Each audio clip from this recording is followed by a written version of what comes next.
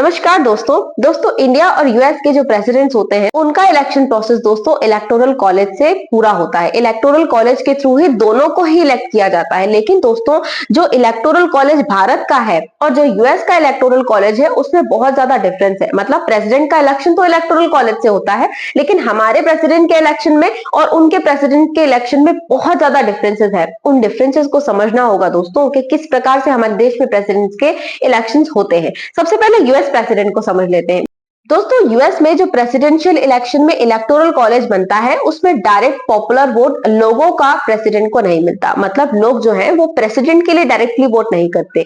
इसकी जगह दोस्तों जो पॉलिटिकल पार्टीज होती हैं वो अपने अपने कैंडिडेट्स को कहती हैं कि आप चूज करो इलेक्टर्स को हर स्टेट के लिए। और दोस्तों ये जो इलेक्टर्स है इन इलेक्टर्स को लोग वोट करते हैं और जो इलेक्टर जीतता है, इलेक्ट होता है पर्टिकुलर स्टेट से, दोस्तों वो वोट करता है प्रेसिडेंशियल कैंडिडेट के लिए। तो इस तरह से ये सिस्टम होता है। और दोस्तों यूएस कॉन्स्टिट्यूशन में इस सिस्टम को सेटलमेंट कहा जाता है। मतलब ये बैलेंस करने का काम करता है लोगों के पॉपुलर वोट को और कांग्रेस के द्वारा किए गए सिलेक्शन को। और इसलिए इसे एक सेफगार्ड कहा जाता है क्योंकि दोस्तों ये डायरेक्टली लोगों का जो वोट जा रहा है प्रेसिडेंट को उससे भी बचाता है।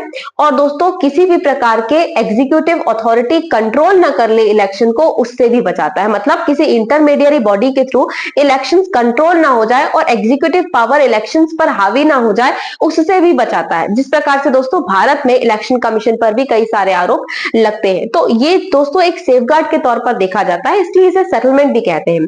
दोस्तों अब इलेक्शन प्रोसेस में और इलेक्टोरल कॉलेज में सबसे बड़ा ट्विस्ट ये होता है कि मान लीजिए कोई नेशनल पॉपुलर वोट से जीत गया है कैंडिडेट और अब ये माना जा रहा है कि वो प्रेसिडेंट बन जाएगा। तो दोस्तों कई बार ऐसा होता है कि नेशनल पॉपुलर वोट मिलने के बाद भी जो कैंडिडेट है वो प्रेसिडेंशियल इलेक्शन हार जाता है। वो इसलिए दोस्तों क्योंकि जो इलेक्टर्स होते हैं वो कभी कभी प्रेसिडेंशियल कैंडिडेट के लिए जो नेशनल पॉपुलर वोट जीता है दोस्तों उसके लिए वोट ही नहीं करते।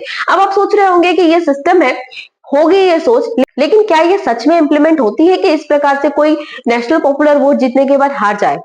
दोस्तों यूएस में ऐसा 5 बार हो चुका है। मतलब 2000 में और 2016 में भी यही हुआ था जब एक व्यक्ति, एक कैंडिडेट जो कि प्रेसिडेंशियल इलेक्शन में नेशनल पॉपुलर वोट उसे मिल गए थे, लेकिन दोस्तों इलेक्टर्स के द्वारा उसे हरा दिया गया और वो कैंडिडेट जो है वो प्रेसिडेंट नहीं बन पाया इसी वजह से।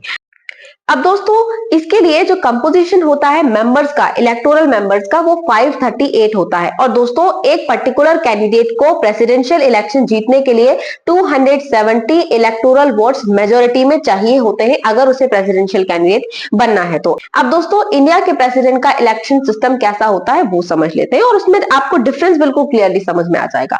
दोस्तों इंडिया में जो इलेक्टोरल कॉलेज बनता है उसमें मेंबर ऑफ पार्लियामेंट शामिल होते हैं। जितने भी इलेक्टेड मेंबर ऑफ पार्लियामेंट होते हैं दोस्तों वो वोट करते हैं प्रेसिडेंट के लिए। दोस्तों जितने भी स्टेट्स के इलेक्टेड एमएलएज हैं और 2 यूनियन टेरिटरीज दिल्ली और पुडुचेरी, दोस्तों उनके भी जो इलेक्टेड एमएलएज हैं वो भी वोट करते हैं दोस्तों प्रेसिडेंट के लिए। अब साथ ही साथ में दोस्तों जो भी प्रेसिडेंशियल कैंडिडेट है उनको एक नॉमिनेशन पेपर फाइल करना पड़ता है जिसमें दोस्तों एक लिस्ट होती है 50 प्रपोजर्स की और 50 सेकेंडर्स की। और दोस्तों वो पर्टिकुलर प्रेसिडेंशियल कैंडिडेट जो है वो खड़ा हो सकता है, चुनाव में लड़ सकता है प्रेसिडेंट के लिए। अब दोस्तों हमारे भारत में जो प्रेसिडेंट का इलेक्शन होता है और उसकी वोटिंग प्रोसेस होती है दोस्तों वो बहुत ज्यादा कॉम्प्लिकेटेड है, नॉर्मल में समझ में ही नहीं आती। क्योंकि दोस्तों इसमें होता यह है कि कोई भी मेंबर ऑफ पार्लियामेंट या फिर एमएलए जो है दोस्तों वो किसी पॉलिटिकल पार्टी के लिए वोट करता ही नहीं है। ना तो वो बीजेपी के लिए वोट करेगा और ना ही कांग्रेस के लिए वोट करेगा। दोस्तों जितने भी प्रेसिडेंशियल कैंडिडेट होते हैं उनके नाम पर्टिकुलरली एमपी या फिर एमएलए प्रेफरेंस में लिख देता है कि उसका फर्स्ट प्रेफरेंस कौन सा है, सेकंड प्रेफरेंस कौन सा है और थर्ड प्रेफरेंस कौन सा है। मतलब फर्स्ट पे वो कौन से वाले व्यक्ति को प्रेसिडेंट बनाना चाहता है, अगर उसकी जगह सेकंड वाला कौन सा होगा उसके मन में जिसका नाम होगा, फिर तीसरा वाला कौन सा होगा, ऐसे प्रेफरेंस में वन बाय वन वो नाम लिख देते हैं दोस्तों, फिर उनकी गिनती होती है। अब दोस्तों वोट वैल्यू प्रोसेस कैसी होती है वो भी बहुत कॉम्प्लिकेटेड है, उसे समझाते हैं। दोस्तों वोट वैल्यू प्रोसेस में ये होता है कि जो एमपीज होते हैं जो वोट करते हैं पर्टिकुलरली किसी भी प्रेसिडेंशियल कैंडिडेट के लिए, मतलब उनके नाम प्रेफरेंस में लिखते हैं दोस्तों, उनकी वोट वैल्यू 700 होती है, सबकी फिक्स होती है दोस्तों। लेकिन एमएलए की जो वोट वैल्यू है वो डिफर करती है। बाय स्टेट डिफर करती है। वो इस प्रकार से कि पर्टिकुलरली जो भी स्टेट के एमएलएज हैं, वहां की जितनी भी पॉपुलेशन है उसको पहले तो डिवाइड कर दिया जाएगा, वहां पर उस पर्टिकुलर स्टेट में जितने भी एमएलएज हैं उनसे, उनको डिवाइड करने के बाद में जो नंबर निकल के आएगा दोस्तों, फिर उसको दोबारा 1000 से डिवाइड कर दिया जाता है। अब जो नंबर निकल के आता है ये पर्टिकुलरली एक स्टेट के एमएलए की वोट वैल्यू होती है जो वो प्रेसिडेंट को इलेक्ट करने के लिए देगा।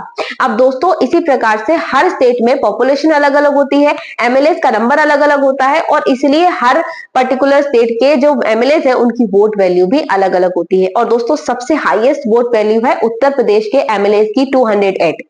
और दोस्तों अरुणाचल प्रदेश में एमएलए की वोट वैल्यू सिर्फ 8 है। आप देख लीजिए कि एक स्टेट की पॉपुलेशन का और उनके इलेक्टेड एमएलए का कितना ज्यादा फर्क पड़ता है प्रेसिडेंशियल इलेक्शन पर, और इसलिए उत्तर प्रदेश हमेशा से दोस्तों पूरे भारत के लिए खास रहता है जब भी इलेक्शन आते हैं तब। तो दोस्तों इस प्रकार से जो इंडिया और यूएस के प्रेसिडेंट्स हैं उनका इलेक्शन प्रोसेस भले ही इलेक्टोरल कॉलेज से होता हो, लेकिन दोस्तों प्रोसेस बिल्कुल डिफरेंस है, एक दूसरे से बहुत अलग तरह से इलेक्ट होते हैं दोनों ही।